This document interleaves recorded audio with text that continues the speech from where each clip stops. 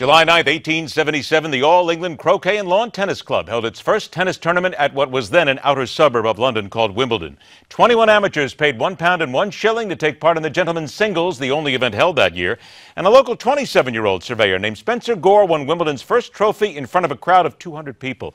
But Wimbledon's first champion was none too impressed with the sport. He said he wanted cricket, liked it better, and said, quote, "Lawn tennis is a bit boring. It will never catch on," end quote. Well, Mr. Gore, we here at MidPoint put a little something together for you that says otherwise about a great place to watch a great game. Rock on, true believers. See you right back here tomorrow for Friday's edition of MidPoint.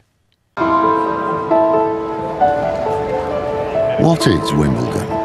For 125 years, players and fans have made the pilgrimage to SW19, a quiet suburb of London, to try to find the answer.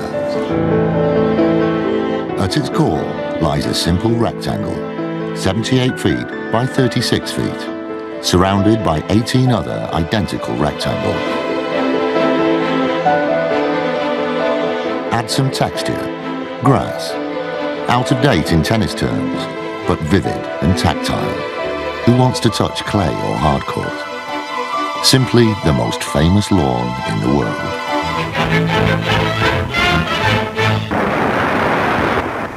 England versus Australia at Wimbledon sounds all wrong, but it's here that F.J. Perry, our #1, meets Crawford in the final of the men's singles. Can Perry do it?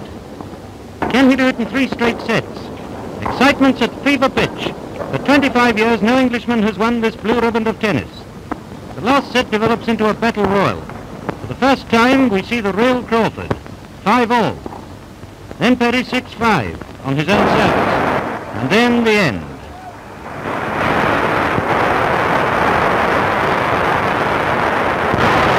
Perry wins 6-3, 6-love, 7-5.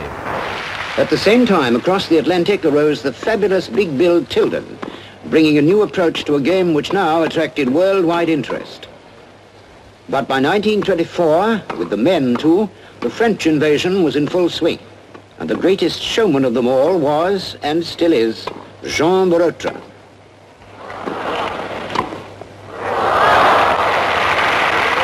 But the French supremacy collapsed with the return, 10 years after winning his first world title, of Big Bill Tilden in a comeback that was successful.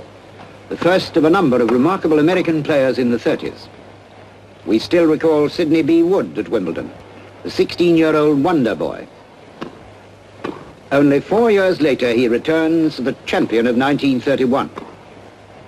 And Donald Budge, a star who shone just before the war, unique at Wimbledon in winning all 3 major 1938 events without the loss of even 1 set. Wimbledon 1975. Title holder Jimmy Connors plays against Arthur Ashe in a very exciting final. Despite the determination and spectacular point scoring of favourite Connors, the cool head of Arthur Ashe helps him to stay on top.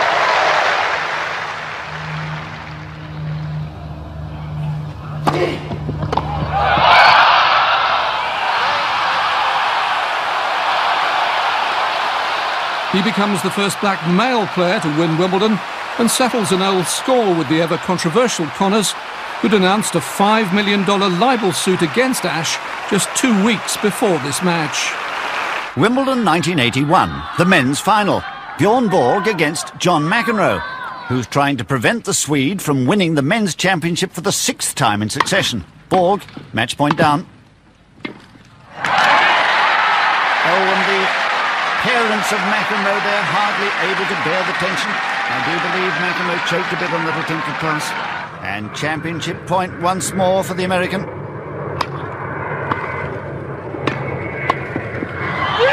So McEnroe ends Borg's 5-year reign. Another golden moment from Wimbledon.